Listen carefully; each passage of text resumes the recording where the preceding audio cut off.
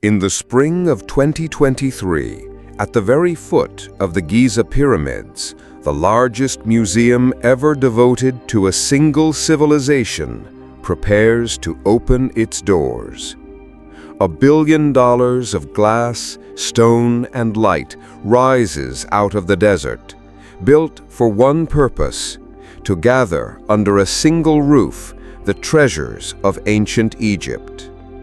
And at its heart, for the first time in history, all 5,000 objects from the tomb of Tutankhamun, the boy king whose golden face became the symbol of an entire civilization.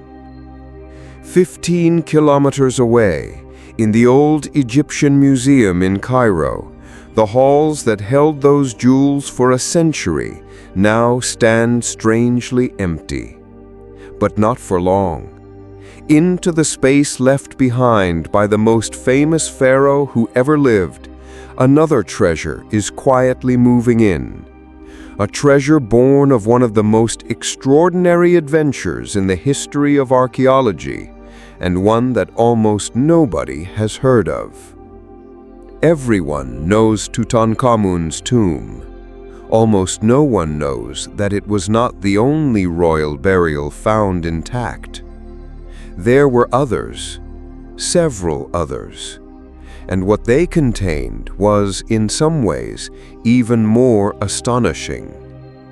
These are the treasures of Tanis. More than 60 kilos of gold, 2 solid silver coffins unique in the world, funerary masks with no equal anywhere in Egyptian art, bracelets, pectorals, sandals of beaten gold, vessels of silver so fine they seem impossible, all of it lifted out of a forgotten necropolis buried in the mud of the Nile Delta, a true Valley of the Kings in the north of Egypt, hidden for 3,000 years beneath a field of broken stone. The story they tell is not the Egypt of the schoolbooks. It is a stranger, later, more fragile Egypt, an Egypt of divided crowns and rival capitals, of pharaohs whose names have vanished from public memory even though they ruled the Nile.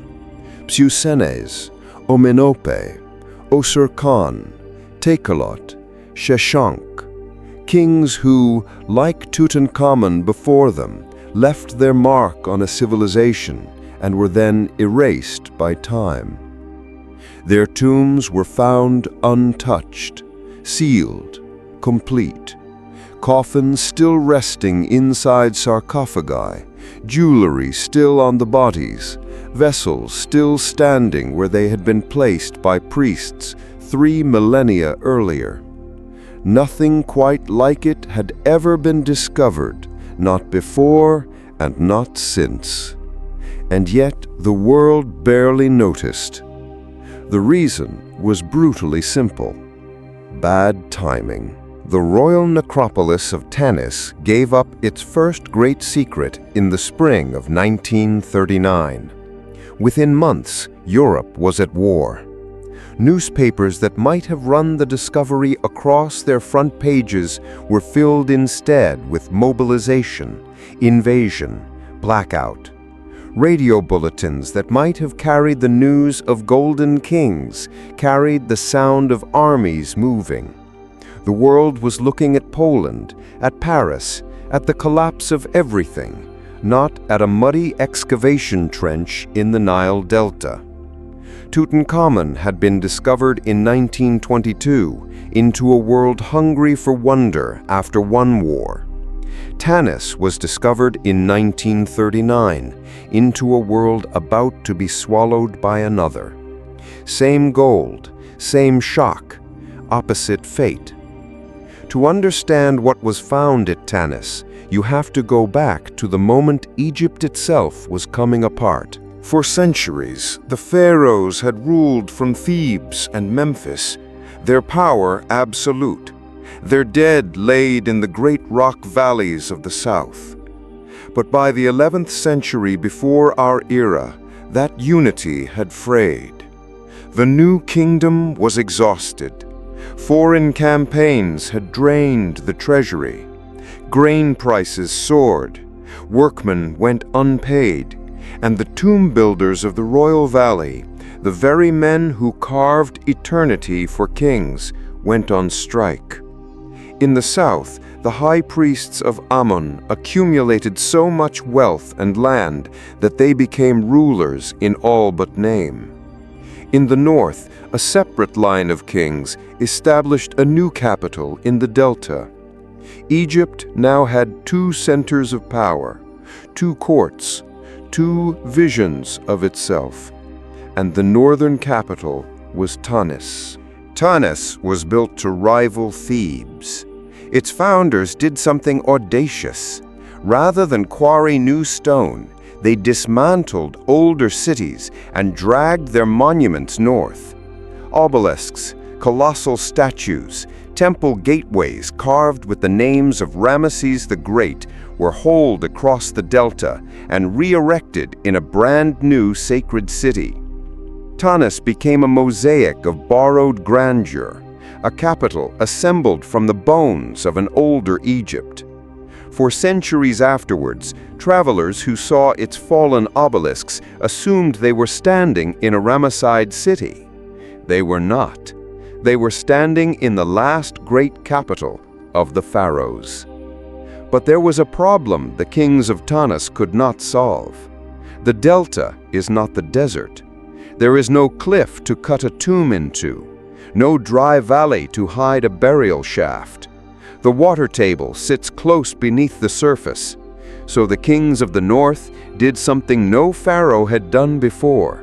They buried themselves inside the sacred enclosure of the temple itself, in modest chambers of limestone and granite, sunk just below ground, protected not by mountains, but by the gods' own walls. It was a compromise born of geography.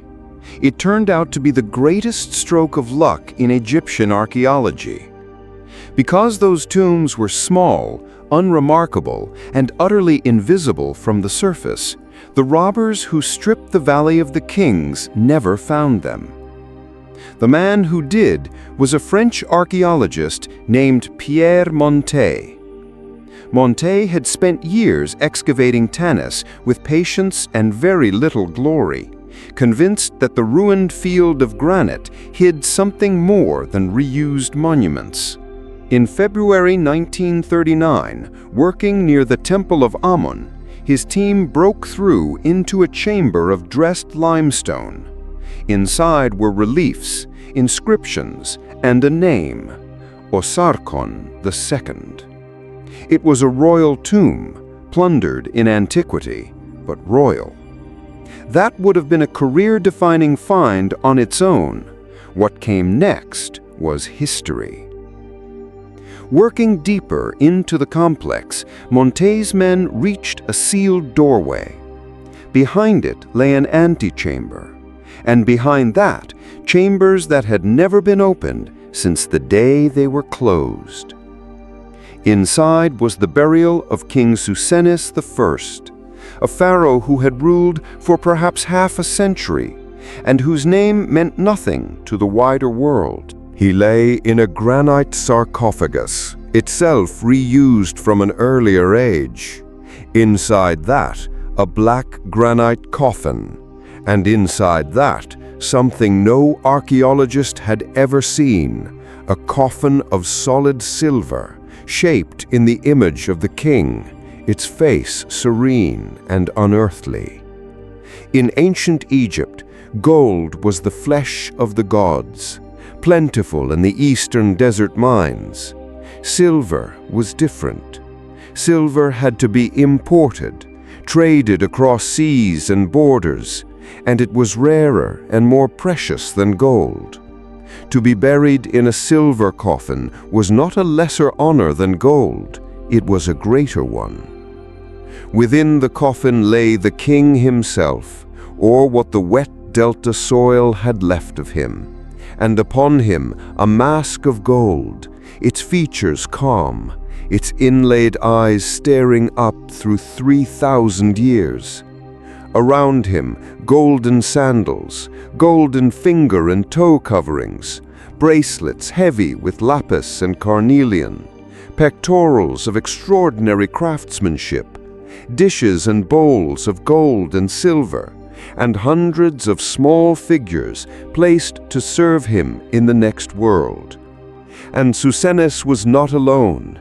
In neighboring chambers lay other kings and generals of the same dynasties, among them Amenemope and the warrior king Chechonq, whose falcon-headed silver coffin remains one of the most extraordinary objects ever recovered from the ancient world. Montet had found the intact royal burials that Egyptology had dreamed of for a century.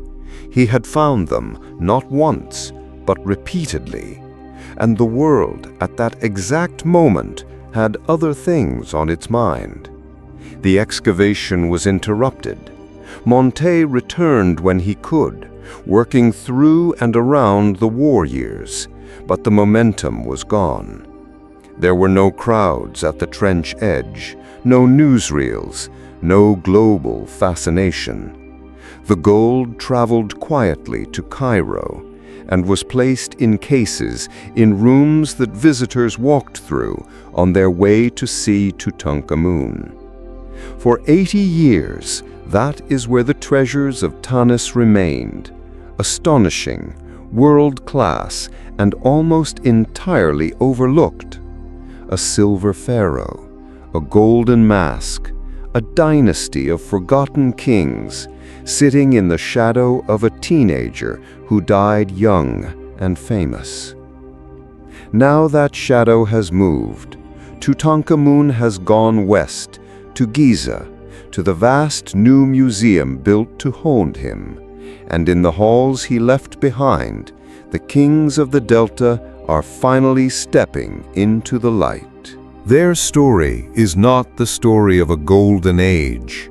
It is the story of what came after, of an Egypt that fractured, adapted, negotiated, and survived, of rulers who could no longer command the whole valley, but who still built temples, still commissioned masterpieces, still believed absolutely in eternity. They were not the Egypt of legend. They were the Egypt that endured. Their names deserve to be spoken again. Psusennes, Amenemope, Osorkon, Takelot, Chechonq. Buried in mud, missed by robbers, unearthed as the world went to war, and forgotten for 3 generations. This is the treasure that history walked straight past.